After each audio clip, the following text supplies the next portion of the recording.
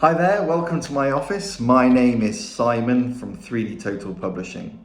I've been thinking for a while now it'd be really good to make some short videos for our social media accounts where we talk about some of the books we've just released and the ideas behind why we made them in the first place. And I'm going to get the ball rolling today by looking at this book called Push Your Creativity, which has this beautiful cover on it done by the fantastic artist Blue Birdie.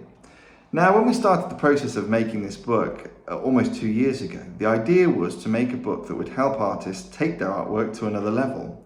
Because we know that all professional artists and illustrators have certain thought processes that they go through when they're creating their illustrations.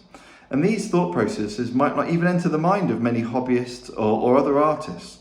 So what I wanted to do is give them a project to work with where they give us an insight into these extra elements that they think about in their painting process, which can hopefully take our readers' artwork to another level.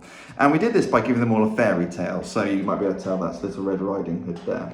But I'm going to give you an example of that in practice in the book, so you can see what I mean. So I'm going to show you the final illustration first, and I'll tell you about what I found particularly interesting.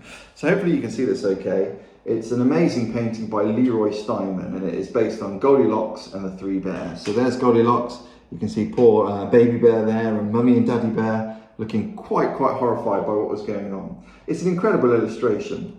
Now, what makes Leroy's section so incredibly interesting to me is how he talks about how he manipulates light and colour to give his painting an extra edge, an extra feeling or an extra atmosphere. So we can see some of that kind of content here as we go through. We can see how he's starting to build up the highlights and the lighting effects. But this is a great section here that you can see where he's given sort of a reddish glow to the face of Goldilocks. And what that does, it adds a real sense of danger or a real negative energy, excitement almost, that comes hand in hand with this painting.